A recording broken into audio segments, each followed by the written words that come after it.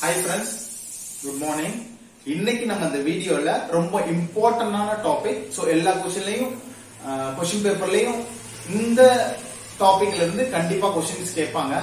So அது என்ன டாபிக்னா இன்னைக்கு நம்ம பார்க்க போறது fluid compartments in the body. அதாவது என்னென்ன டைப் ஆஃப் fluids இருக்கு அப்படிங்கறத இந்த வீடியோல பார்க்க போறோம். சோ இத தவிர இந்த fluidல இருந்து என்ன டைப் ஆஃப் பொசிஷன்ஸ்லாம் எடுக்கிறதுக்கு பாசிபிலிட்டிஸ் இருக்கு அப்படிங்கறதை நம்ம இந்த வீடியோல பார்க்க போறோம். இத தவிர ஆஸ்மோசிஸ் அண்ட் டிஃப்யூஷன் இது ரெண்டும் என்ன, இதுக்கு என்ன எக்ஸாம்பிள், சோ இத எப்படி டிஃபரன்ஷியேட் பண்றாங்க, இதுக்கு நம்ம மெடிசின்ல அதாவது பாடியில எது பெஸ்ட் எக்ஸாம்பிள் அப்படிங்கறது இந்த வீடியோல பார்க்க போறோம். சோ மறக்காம நம்ம சேனலை சப்ஸ்கிரைப் பண்ணிடுங்க. So first fluid. இந்த fluid நம்ம டூ டைப்ஸ்ல பிரிக்கிறோம். ஒன்னு இன்ட்ராசெல்லுலர், இன்னொன்னு எக்ஸ்ட்ரா செல்லுலர். சோ இந்த இன்ட்ராசெல்லுலர் அப்படிங்கிறது செல்லுக்கு உள்ள இருக்கிறத நம்ம இன்ட்ராசெல்லுலர் அப்படின்னு சொல்றோம். சோ செல்லுக்கு வெளியில உள்ளத எக்ஸ்ட்ரா செல்லுலர் fluidனு சொல்றோம். சோ இந்த எக்ஸ்ட்ரா செல்லுலர் fluidல உங்களுக்கு இன்டர்ஸ்டிஷியல் அந்த fluid வரும். இத தவிர இன்ட்ராவாஸ்குலர் fluid வரும். இத தவிர உங்களுக்கு எக்ஸ்ட்ரா அதர் fluids வரும். Like CSF fluid, synovial fluid, இந்த மாதிரி fluids எதெல்லாம் இருக்கோ அதெல்லாம் அந்த கட்ஸ்ல உள்ள fluid இதெல்லாம் சேர்ந்து நமக்கு எக்ஸ்ட்ரா செல்லுலர் fluidல வரும். சோ இன்ட்ரா செல்லுலர் fluid நமக்கு செல்லுக்குள்ள இருக்கிறது நமக்கு 2/3, அதாவது 3 பங்கா உடம்புல உள்ள fluid 3 பங்கா பிரிச்சோம்னா அதுல 2 பார்ட் நமக்கு இன்ட்ரா செல்லுலர் fluidலயே போயிடுது. சோ எக்ஸ்ட்ரா செல்லுலர் fluidல 1/3 ஆஃப் fluid எக்ஸ்ட்ரா செல்லுலர் fluidல வருது. சோ ஓவரால் நீங்க நம்ம பாடியில பாத்தீங்கன்னா நார்மலா ஒரு அடல்ட்டுக்கு almost 40 to 47 litres of fluid நம்ம 47 லிட்டர்ஸ் ஆஃப் fluid நம்ம உடம்புல இருக்கு. இது பாத்தீங்கன்னா 60% ஆஃப் பாடி வெயிட்.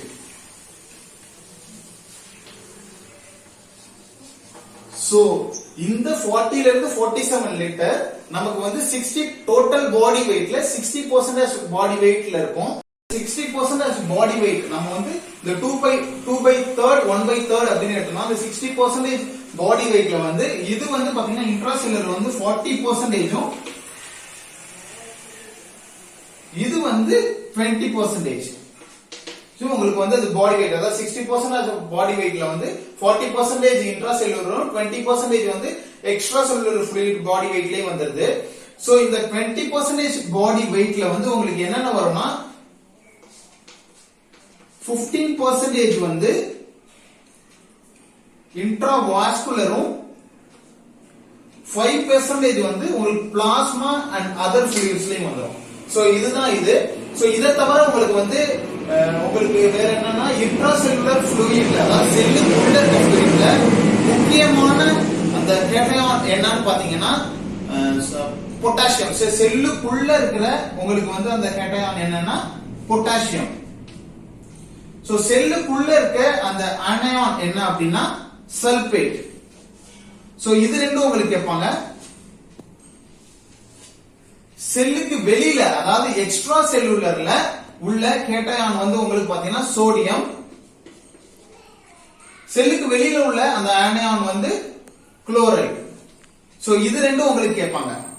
சோ அடுத்தது பாத்தீங்கன்னா நம்ம போறது அந்த fluidல isotonic, hypotonic, ஹைப்பர்டானிக்னு 3 types of fluids இருக்கு. அத நம்ம ஐசோடானிக், ஹைப்போடானிக், ஹைப்பர்டானிக்னு எப்படி பிரிக்கிறோம் அப்படின்னா இந்த 250 ல இருந்து 355 அப்படிங்கறது நார்மல் ஆஸ்மோட்டிக் பிரஷர். சோ நம்ம உடம்புல 250 ல இருந்து 375 குள்ள இருக்கிறது தான் ஆஸ்மோட்டிக் பிரஷர்.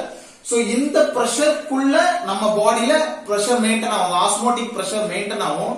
சோ இதுக்கு தகுந்தாப்புல என்னென்ன ஐவி fluid, இது ஐவி fluid 250 ல இருந்து 375 ஆஸ்மோலாரிட்டில 1 லிட்டர்ல என்ன fluid இருக்கோ அந்த ஆஸ்மோலாரிட்டியை செக் பண்ணீங்கன்னா உங்களுக்கு 250 ல இருந்து 375 அந்த ஆஸ்மோலாரிட்டி இருக்கும் அந்த fluidக்கு.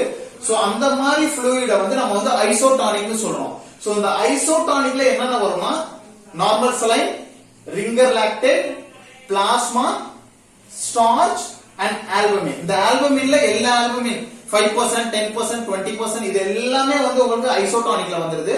சோ ஐசோடானிக் அந்த ஆஸ்மோட்டிக் பிரஷர் நம்ம பாடிக்கு ஈக்குவலா, அதாவது 250 ல இருந்து 375 வரைக்கும் இருந்ததுன்னா அதை வந்து ஐசோடானிக் அப்படின்னு சொல்றோம். சோ நம்ம பாடியில உள்ள ஃப்ளூயிடோட ஆஸ்மோட்டிக் பிரஷரும் நம்ம வெளியில இருந்து கொடுக்குற, அதாவது இந்த என்எஸ்ஆ இருக்கட்டும், ஆரலா இருக்கட்டும், பிளாஸ்மாவா இருக்கட்டும், ஸ்டார்ச்சா இருக்கட்டும், ஆல்புமினா இருக்கட்டும், இதெல்லாம் பாடியில என்ன ஆஸ்மோட்டிக் பிரஷர் இருக்கோ அதே ஆஸ்மோட்டிக் பிரஷர் தான் இந்த என்எஸ், ஆரல், பிளாஸ்மா இது எல்லாத்துலயும் இருக்கும். சோ இது வந்து ஐசோடானிக் ஃப்ளூயிட்னு சொல்றோம். அடுத்து வந்து ஹைப்போடானிக். இந்த ஹைப்போடானிக்ல நீங்க வந்து பாத்தீங்கன்னா ஹைப்போ, அதாவது கம்மியான ஆஸ்மோட்டிக் பிரஷர் இருக்கும். அது எவ்வளவு இருக்குன்னா 250க்கு கம்மியா இருக்கும்.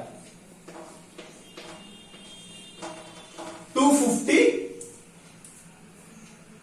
மில்லி ஆஸ்மோலாரிட்டி, அது வந்து லிட்டர்ல. சோ 250க்கு கீழே அந்த ஆஸ்மோலாரிட்டி இருந்ததுன்னா அதை வந்து நம்ம ஹைப்போடானிக்னு சொல்றோம். இந்த ஹைப்போடானிக்ல என்னென்ன வரும்னா half NS, அதாவது NSல பாதி 0.45%.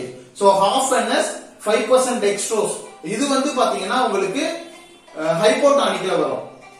அடுத்தது வந்து பாத்தீங்கன்னா ஹைப்பர்டானிக். இந்த ஹைப்பர்டானிக்ல உங்களுக்கு வந்து ஆஸ்மோட்டிக் பிரஷர் பாத்தீங்கன்னா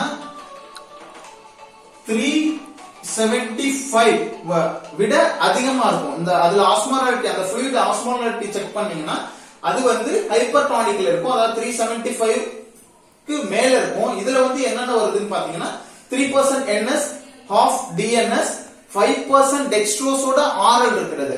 சோ அது இது இல்லாம மேனிடால். சோ மேனிடால்ல வந்து 10%, 20% இது எல்லாமே வந்து ஹைப்பர்டானிக்ல தான் வருது.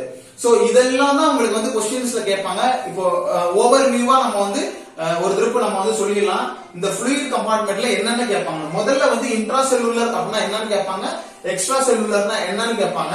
சோ இந்த இன்ட்ரா செல்லுலர் எவ்வளவு பெர்சன்டேஜ், அதாவது எவ்வளவு பெர்சன்டேஜ் இருக்குன்னு கேட்பாங்க. 1/3, 2/3. சோ அடுத்தது வந்து இத வந்து நம்ம பாடி வெயிட், எவ்வளவு பாடி வெயிட், 60% பாடி வெயிட் வந்து இந்த ஃப்ளூயிட் வந்து ஓவராலா 60% ஆஃப் பாடி வெயிட் வந்து, அதாவது 100 கிலோ ஒரு பேஷண்ட் இருக்காங்கன்னா 60 கிலோ வந்து இந்த ஃப்ளூயிட்ஸ்லயே வந்துரும். சோ அந்த 60 கிலோல 40% வந்து இன்ட்ரா செல்லுலர்லயும் 20% வந்து எக்ஸ்ட்ரா செல்லுலர்லயும் வந்துருது. சோ இத தவிர உங்களுக்கு இன்ட்ரா செல்லுலர்ல கேட்டயான் அண்ட் ஆனயான் இது ரெண்டையும் பத்தி கேட்பாங்க.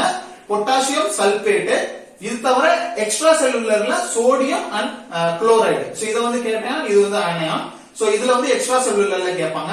சோ இத தவிர உங்களுக்கு என்ன கேட்பாங்கன்னா ஐசோடானிக், ஹைப்போடானிக், ஹைப்பர்டானிக், இதுல எதெல்லாம் என்னென்ன ஃப்ளூயிட்ஸ் வந்து அந்த லெவல்ல வருதுன்னு கேட்கலாம். இத தவிர உங்களுக்கு ஆஸ்மோலாரிட்டியை கொடுத்து ஹைப்போவா, ஹைப்பரா, ஐசோவா அப்படின்னு கேட்கலாம். நார்மல் ஆஸ்மோட்டிக் பிரஷர் எவ்வளவுன்னு கேட்கலாம்.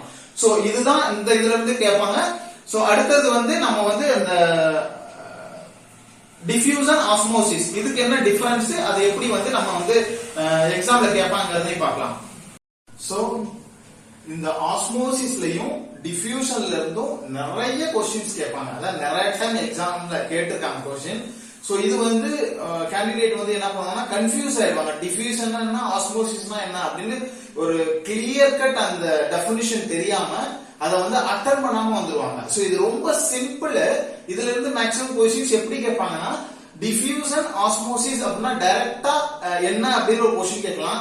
அப்படி இல்லைன்னா இதை பேஸ் பண்ணி நம்ம பாடியில நடக்கிற மெக்கானிசம் எது வந்து பெஸ்ட் எக்ஸாம்பிள் அப்படிங்கிற மாதிரி கேட்கலாம். அதாவது ஆஸ்மோசிஸ்க்கு பெஸ்ட் எக்ஸாம்பிள் என்ன, டிஃபியூசனுக்கு பெஸ்ட் எக்ஸாம்பிள் என்ன, இதுதான் क्वेश्चन கேட்பாங்க. சோ இதையும் நீங்க பாத்துக்கணும். இதுல இருந்து क्वेश्चन கேட்பாங்க. சோ பயோகெமிஸ்ட்ரியில இருந்து இந்த மாதிரி क्वेश्चंस வரதுக்கு சான்சஸ் இருக்கு. சோ முதல்ல நம்ம ஆஸ்மோசிஸ், டிஃபியூஷன் இதெல்லாம் என்னன்னு முதல்ல பார்க்கலாம்.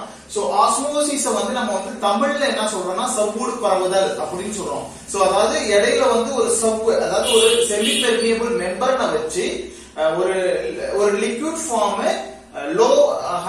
லோவர் கான்சென்ட்ரேஷன்ல இருந்து ஹையர் கான்சென்ட்ரேஷனுக்கு அந்த போறதுதான் வந்து நம்ம வந்து ஆஸ்மோசிஸ்னு சொல்றோம். சோ அதுக்கு வந்து பெஸ்ட் எக்ஸாம்பிளா நான் உங்களுக்கு வந்து ஒரு படம் போட்டே காமிச்சிடுறேன். சோ இந்த டிஃபியூஷன்ல வந்து என்ன சொல்றோம்னா movement of the solute molecule from the higher concentration to lower concentration. அதாவது higher concentrationல இருந்து அந்த solute molecule, அதாவது அந்த கரைபொருள் இல்லனா கரைப்பான், இது ரெண்டும் ஹையர் கான்சென்ட்ரேஷன்ல இருந்து லோவர் கான்சென்ட்ரேஷனுக்கு வரதான் வந்து நம்ம வந்து டிஃபியூஷன் சொல்றோம். சோ பெஸ்ட் எக்ஸாம்பிள் என்னன்னு நான் உங்களுக்கு சொல்றேன், அதையும் தெரிஞ்சுக்கங்க. சோ முதல்ல இந்த definition. So movement of the solvent molecule between அதாவது ஒரு ஒரு ஒரு ஒரு கரைப்பான் வந்து எக்ஸ்ட்ரா செல்லுலருக்கும் இன்ட்ரா செல்லுலருக்கும் மாறி போறது, பரவி போறதுதான் நம்ம வந்து ஆஸ்மோசிஸ் சொல்றோம். சோ இது வந்து எப்படி பரவும்னா ஒரு சவ்வு வழியா, அதாவது செமி பெர்மியபிள் மெம்பரன் வழியா லோவர் கான்சென்ட்ரேஷன்ல இருந்து ஹையர் கான்சென்ட்ரேஷனுக்கு இது போறது. சோ இதுல வந்து பாத்தீங்கன்னா salute மோலிகுல் from the higher concentration to lower concentration. So இத நீங்க ஞாபகம் வச்சுக்கணும். ரெண்டாவது வந்து இது வந்து பாத்தீங்கன்னா லிக்விட் மீடியத்துல தான் இது நடக்கும். சோ லிக்விட் தான் இதுல வந்து உங்களுக்கு வந்து ட்ரான்ஸ்ஃபர் ஆகும், லிக்விட் ஃபார்ம்ல தான் நடக்கும். பட் இதுல வந்து பாத்தீங்கன்னா உங்களுக்கு மூணுமே ட்ரான்ஸ்ஃபர் ஆகும், அதாவது எய்தர் சாலிட், லிக்விட், கேஸ் எது வேணாலும் உங்களுக்கு ட்ரான்ஸ்ஃபர் ஆகலாம். இன்னொரு விஷயம் என்னன்னா இதுக்கு செமி பெர்மியபிள் மெம்பரன் தேவை, இதுக்கு அப்படி ஒரு மெம்பரன் தேவை இல்ல. மெம்பரன் இல்லாமயே இந்த ப்ராசஸ் வந்து டிஃப்யூஷன் ப்ராசஸ் வந்து நடக்கும். சோ நாலாவது வந்து பாத்தீங்கன்னா இதுக்கு பெஸ்ட் எக்ஸாம்பிள் வந்து டயாலிசிஸ். சோ இந்த ஆஸ்மோசிஸ்க்கு பெஸ்ட் எக்ஸாம்பிள் டயாலிசிஸ், டிஃப்யூஷனுக்கு பெஸ்ட் எக்ஸாம்பிள் பிரீத்திங், அந்த செல்லுல நடக்கிற ஆக்சிஜனேஷன். சோ அது எப்படி நான் உங்களுக்கு சொல்றேன். சோ இதுல வந்து நம்ம வந்து ஒரு ஒரு ஒரு ஒரு ஒரு அந்த பாட்டில் எடுத்திருக்கோம், ஒரு குடுவை மாதிரி எடுத்திருக்கோம். சோ இதுல வந்து பாத்தீங்கன்னா செமி பெர்மியபிள் மெம்பரன் வச்சு இத வந்து நம்ம இடையில தடுத்திருக்கோம். இதான் செமி பெர்மியபிள் மெம்பரன். சோ இதுல வந்து பாத்தீங்கன்னா ஒரு பக்கத்துல வந்து அதிகமான வாட்டர் இருக்கு, இங்க வந்து லிக்விட் வந்து அதிகமா இருக்கு. சோ இதுல வந்து பாத்தீங்கன்னா லிக்விட் கம்மியா இருக்கும், இதுல வந்து இந்த மோலிக்யூல்ஸ் இருக்கு இல்லையா, அதுல கரைஞ்சி இருக்கு இல்லையா, அதோட கான்சென்ட்ரேஷன் வந்து அதிகமா இருக்கும். இதுல வந்து கான்சென்ட்ரேஷன் கம்மியா இருக்கும். ஏன்னா இதுல வந்து லிக்விட் அதிகமா இருக்கு, இதுல லிக்விட் கம்மியா இருக்கு.